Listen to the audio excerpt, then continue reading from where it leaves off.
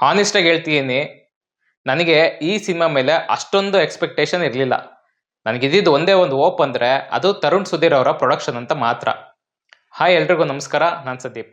ಇವತ್ತಿನ ಚಿತ್ರ ಪುನೀತ್ ರಂಗಸ್ವಾಮಿ ಅವರ ಏಳುಮಲೆ. ಈ ಸಿನಿಮಾನ ಪ್ರೊಡ್ಯೂಸ್ ಮಾಡಿರೋದು ತರುಣ್ ಸುಧೀರ್ ಅವರು. ನಾನು ಅವಾಗಲೇ ಹೇಳ್ದಂಗೆ ತರುಣ್ ಸುಧೀರ್ ಅವ್ರ ಮೇಲೆ ಯಾಕೆ ನಂಬಿಕೆ ಅಂದರೆ ಅವರು ಇಲ್ಲಿವರೆಗೂ ಡೈರೆಕ್ಟ್ ಮಾಡಿರೋ ಮತ್ತು ಪ್ರೊಡ್ಯೂಸ್ ಮಾಡಿರೋ ಸಿನಿಮಾಗಳಿಂದ.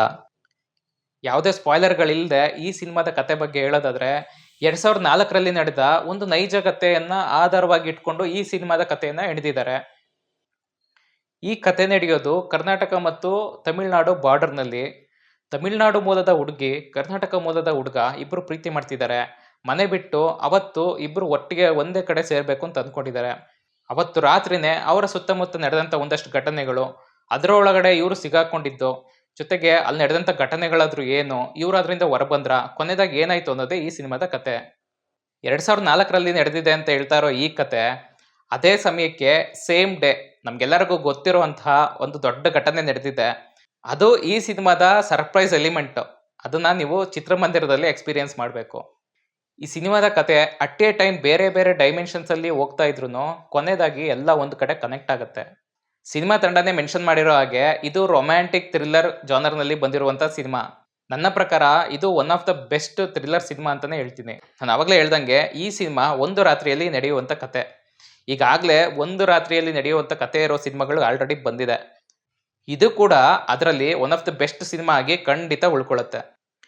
ಸಿನಿಮಾ ಟ್ರ್ಯಾಕ್ ಬಿಟ್ಟು ಆಚೆ ಹೋಗ್ಲೇ ಇಲ್ಲ, ಜೊತೆಗೆ ಕೊನೆವರೆಗೂ ನಮ್ಮನ್ನ ಎಂಗೇಜಿಂಗ್ ಆಗಿ ಇಟ್ಕೊಂಡ್ರು. ಸಿನಿಮಾದ ಸ್ಟಾರ್ಟಿಂಗ್ ಇಂದ ಇಂಟರ್ವಲ್ ವರ್ಗು ಆ ಗ್ರಾಫ್ ಎಲ್ಲೂ ಡೌನ್ ಆಗಕ್ಕೆ ಬಿಡ್ಲೇ ಇಲ್ಲ. ಇಂಟರ್ವಲ್ ಇಂದ ಕ್ಲೈಮ್ಯಾಕ್ಸ್ ವರ್ಗೂ ಆ ಗ್ರಾಫ್ ಇನ್ನೂ ರೈಸಿಂಗ್ ಅಲ್ಲೇ ಇತ್ತು. ಮತ್ತೆ ಅದನ್ನ ತುಂಬಾ ಚೆನ್ನಾಗಿ ಫಿನಿಶ್ ಮಾಡಿದ್ದಾರೆ. ಸಿನಿಮಾದಲ್ಲಿ ಎಮೋಷನ್ಸ್ ಚೆನ್ನಾಗಿ ವರ್ಕ್ ಆಗಿದೆ, ಮತ್ತು ಅದನ್ನ ಡೆಲಿವರ್ ಮಾಡಿರೋ ರೀತಿನೂ ಕೂಡ ನಂಗೆ ಇಷ್ಟ ಆಯ್ತು.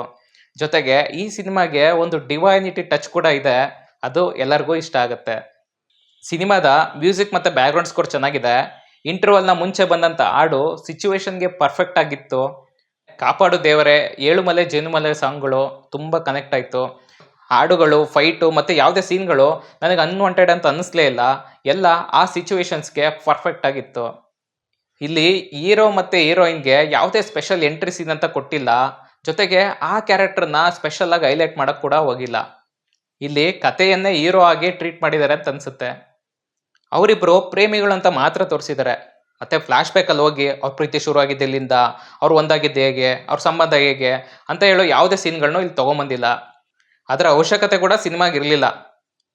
ಹಾಗೇನಾದ್ರೂ ಅವ್ರು ಮಾಡಿದ್ರೆ ಸಿನಿಮಾ ರೆಗ್ಯುಲರ್ ವೇನಲ್ಲಿ ಇರ್ತಿತ್ತು. ಜೊತೆಗೆ ಸ್ವಲ್ಪ ಲ್ಯಾಗ್ ಆಗೋ ಚಾನ್ಸ್ ಕೂಡ ಇರ್ತಾ ಇತ್ತು ಅನ್ಸುತ್ತೆ. ಸಿನಿಮಾದ ಎಡಿಟಿಂಗ್ ಮತ್ತು ಸಿನಿಮಾಟೋಗ್ರಫಿ ಚೆನ್ನಾಗಿದೆ. ಅವರಿಬ್ರು ಮಧ್ಯದಲ್ಲಿ ಒಂದೇ ಜಾಗದಲ್ಲಿ ಬೇರೆ ಬೇರೆ ಸಿಚುವೇಶನ್ ಅಲ್ಲಿ ನಡೆದ ಘಟನೆಗಳನ್ನ ಒಂದು ಟ್ರಾನ್ಸಿಷನ್ ಮೂಲಕ ತೋರಿಸಿದ್ದಾರೆ. ಅದು ತುಂಬಾ ಚೆನ್ನಾಗಿದೆ. ಇನ್ನು ಸಿನಿಮಾದಲ್ಲಿ ಇಂಟ್ರೆಸ್ಟಿಂಗ್ ಜೊತೆಗೆ ಕ್ಯೂರಿಯಾಸಿಟಿ ಬಿಲ್ಡ್ ಮಾಡುವಂತಹ, ಜೊತೆಗೆ ನಮ್ಮನ್ನ ಸೀಟ್ ಎಡ್ಜಲ್ಲಿ ಕೂರಿಸುವಂತಹ ಒಂದಷ್ಟು ಎಲಿಮೆಂಟ್ಸ್ಗಳಿವೆ. ಕ್ಲೈಮ್ಯಾಕ್ಸ್ನ ಮುಂಚಿನ ಸೀನಲ್ಲಿ ಅಲ್ಲಿ ಸ್ವಲ್ಪ ಕ್ಲಾರಿಟಿ ಕೊಟ್ಟಿದ್ರೆ ಅಥವಾ ಅದನ್ನ ಸರಿಯಾಗಿ ಫಿನಿಶ್ ಮಾಡಿದ್ರೆ ಇನ್ನೂ ಚೆನ್ನಾಗಿರ್ತಿತ್ತು ಅಂತ ಅನ್ನಿಸ್ತು. ಓವರ್ ಆಲ್ ಇದೊಂದು ವೆಲ್ ಮೇಡ್ ಸಿನಿಮಾ. ಇಲ್ಲಿ ಸಿನಿಮಾದ ಡೈರೆಕ್ಷನ್, ರೈಟಿಂಗ್ ಮತ್ತೆ ಅದನ್ನ ಎಕ್ಸಿಕ್ಯೂಟ್ ಮಾಡಿರೋದು ಎಲ್ಲನೂ ಪರ್ಫೆಕ್ಟ್ ಆಗಿದೆ. ಅವರು ಏನು ಹೇಳ್ಬೇಕು ಅಂದ್ಕೊಂಡಿದ್ದಾರೋ ಅದನ್ನ ಸಿನಿಮಾ ಥ್ರೂ ಕರೆಕ್ಟಾಗಿ ಡೆಲಿವರ್ ಮಾಡಿದ್ದಾರೆ.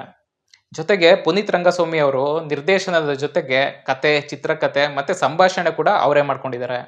ಈ ಸಿನಿಮಾ ನೋಡಿದ್ಮೇಲೆ ತರುಣ್ ಸುಧೀರ್ ಅವ್ರ ಮೇಲಿನ ರೆಸ್ಪೆಕ್ಟ್ ಇನ್ನೂ ಜಾಸ್ತಿ ಆಯ್ತು.